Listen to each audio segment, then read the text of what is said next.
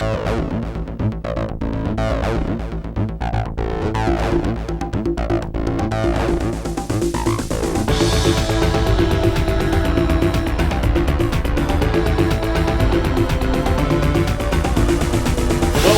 to Season 2 of The Hunted. Woohoo! Wow, you bought both of them, did you? Or did you just skip to Season 2? A man's gotta do what a man's gotta do. Season 2 starts with the Stalker, which started up... Actually, it's kind of a funny story, and that's probably why you're watching this. Hopefully it's a funny story. Look, I got an audition in about 10 minutes. Can we just get this over with? So the interesting story on this is how I met Jeff Ackerman.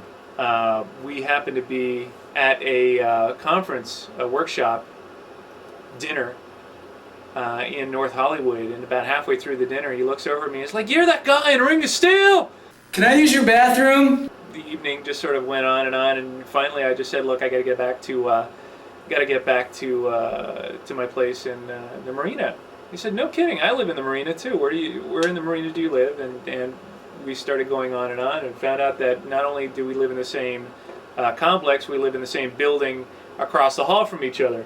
This is where the man lives, right? It kind of led itself to this idea that, wow, this is kind of strange. I mean, it's a cool guy, but what if this guy was a stalker? Well, this led itself to the episode. I want to be a slayer, like you guys. So one of the things we used for production value here was the place that we live, which is done up to look like Pirates of the Caribbean. Yeah, you live in a beautiful area, you know? While we were rehearsing for this and doing the sword fights, we were continuously being busted by security.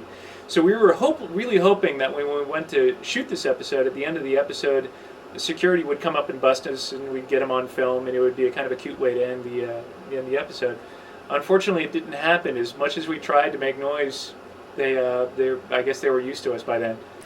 Yes, I'm gonna see how much the vampires are paying. Class Ritual. This episode takes advantage of the West Side Fencing Center once again, the location we just kept coming back to. Okay, Mikey, you got your establishing shot. Come on, let's go. Roberta Brown just happened to be teaching a stage combat class and put it up to her students that, hey, if you want to have a chance to perform, let's work up an episode, which they did. I just thought it would be cool. I mean, swords are cool. Andrew Helm wrote this episode, just a brilliant episode where Andrew had worked in the Highlander production office and Queen of Swords. And we were very fortunate to have him come on and did such a brilliant job that he came back as my sidekick. Need a hug? Thanks to Brandon Scott, who played Barnabas in this episode. I've known Brandon for many years, and he's been along for a number of productions I've done, including the Ultimate Deathmatch Workout. Going shopping too, waiting in line. It gives me something to do. I can always whip out my sword and do my exercises, and no one bothers me. Oftentimes I get to the very first one to be in line. Okay, Rendezvous. This is an episode that I shot with Anthony Delongis that, it was a fight scene that I just couldn't pass up.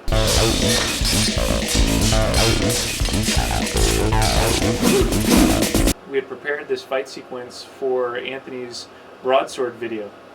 And I figured, well, okay, how can I work this into an episode? These are the days where everything became an episode. Could you tell him that I'm on the 405 right now and I might be a little late? Hello? One of the things I thought would be fun for this episode was to work in the entire cast of The Hunted and dojo training sequence. And also choosing up who is going to be this next sacrificial lamb that goes to rehearse with Vincent. Mine's broken. So there's just too many people in this episode to mention. They all came in, did a brilliant job. Thank you very much. I think actually we shot part of Con Job at the same time since we had everybody there. I just met Adrian Paul, and none of you are Adrian Paul. One of the things I was really happy about is that we got Andrew Helm back as Evil Kevin and did just a brilliant job as my comic sidekick. And so much so that we brought him back for Con Job. Thanks, Bob. It's okay.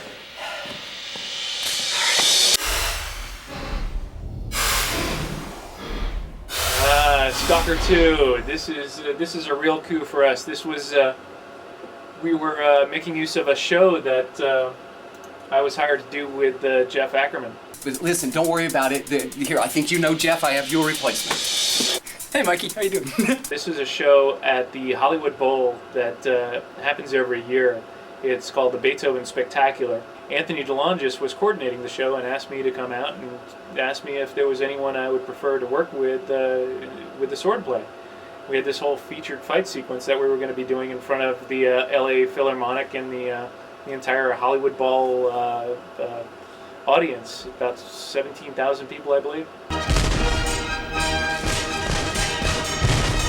So, including Jeff Ackerman, we also bring back Suki Lammers, and they were actually dating at the time, and we figured why not? We put them both in an episode together, and Suki came in, did a brilliant job as Gloria, and expanded on her one line in the first episode as this kind of Jewish princess. Oh, my little soldier!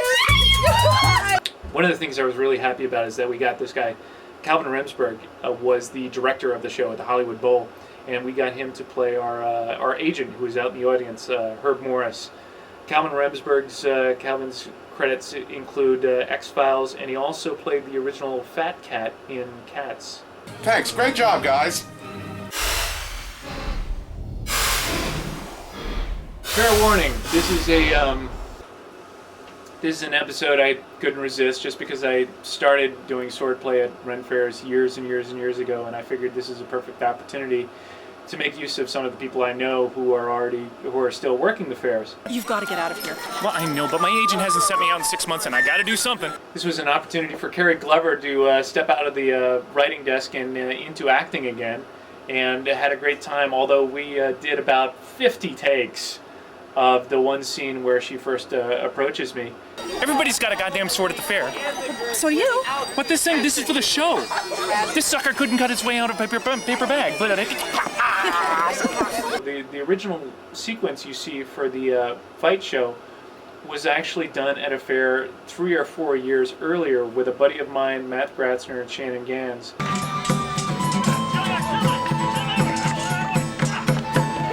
So one of the other difficulties on this episode was that I had done all the preparation I could. We'd sent out scripts to my local contact there. Unfortunately, when we showed up, the people who were going to be working on the episode said, "Script? What script?" And they didn't actually have a fight worked up at the time. So Michael Quelty hustled and put this, first off, learned all the lines instantly, just brilliant, and put this fight together. You, sir, you did not bow when the queen went by. They had a fight that they had already been doing for another show, and they just sort of whipped it together that day. Also learned a valuable lesson on this, that to bring extra batteries, always bring extra batteries, because I was running low on batteries and only had one at the time, and so I had to conserve, and there was no place obviously at the Ren Fair to plug in a charger. Hey, you done with that turkey leg? Okay, Film at 11. This is an episode that was this is one of the first episodes shot by a different group, by a group out of Pasadena called the Throne Gauntlet. Andrew Villaverde and David Kessler, two really remarkable guys, because folks in stage combat usually take their training by the Society of American Fight Directors or some other group. These guys are almost completely self-taught, and it's really fantastic work.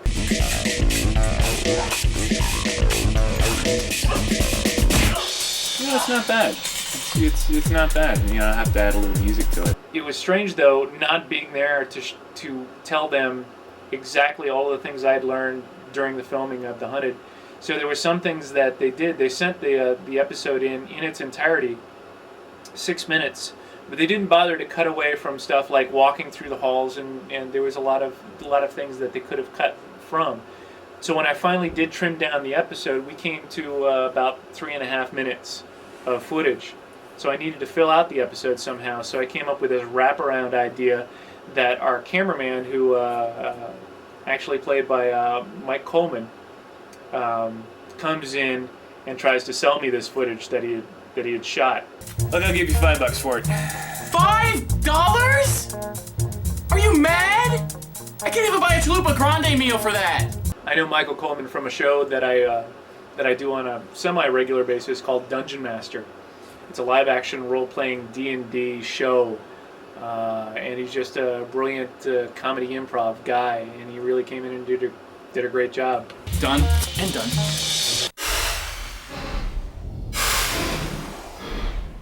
The new guy. This is an episode brought to us by our friends in the Great White North. Troy Rudolph and I had been corresponding back and forth. Troy wrote the episode, also plays Mycroft. Scary, but very well-groomed vampire in this episode. Man, his hair's gorgeous. Someday I'll get my hair to look like that too, but it's going to take a whole lot more Pert Plus than I have. Once again, with this episode, since they had shot it on their own, I decided somehow that it just needed to be funnier. And I brought in Michael Axelson, another improv artist from the Dungeon Master show that I had been working on, to come in and do some improv voiceover.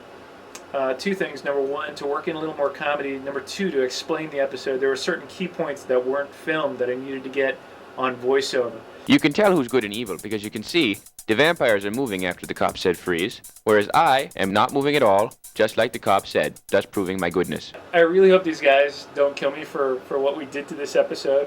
Actually, Troy said he laughed out loud.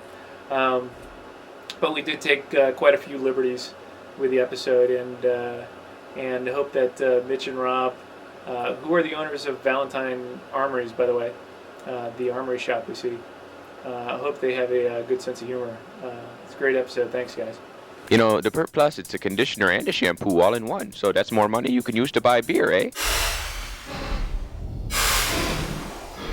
Last on season 2 is Con Job, and this was the most impossible undertaking, really, to try and work in a convention into an episode. Look, I know things didn't go according to plan in there, but hey, fuck up, little camper. It was an opportunity I couldn't pass up, though I probably should have, because it was just insane. But I was able to get Anthony DeLongis in as Vincent, and Braun McAsh to play himself, the sword master and fight coordinator for the Highlander TV show. Who is the asshole teaching my class? Shooting this episode into their schedule that was performing and signing autographs at the convention, and trying to merge this all into a script where also all the Hunted were going to be showing up at the same time was just insane. Andrew Helm wrote our script for us and reappeared as Evil Kevin. Did a brilliant job. You can count on me, brother to brother, against the bloodsuckers. Oh, yeah. Also, I have to credit the Hunted fans that showed up. Before the convention, about a month before the convention, I let folks know that we're on the website that we were going to be shooting this episode, and they actually showed up in their Hunted t-shirts and came out and did a great job.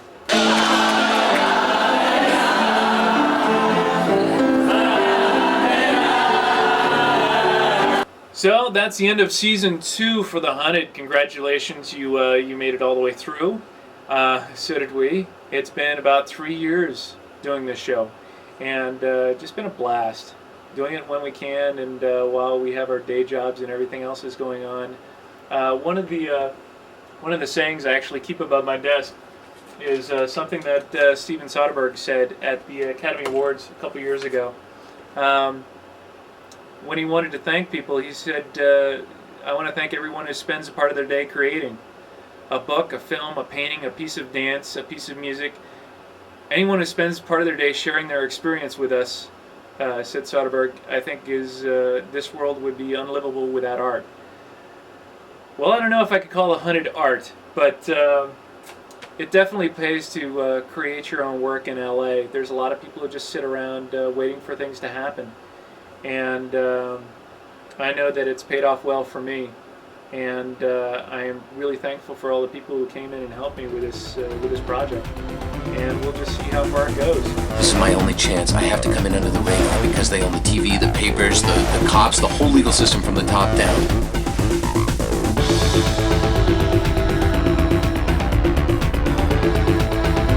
He's not really someone that you take home to mom. Oh, please. I'm not done yet. Vampires are real. I know that it sounds crazy, but I have proof.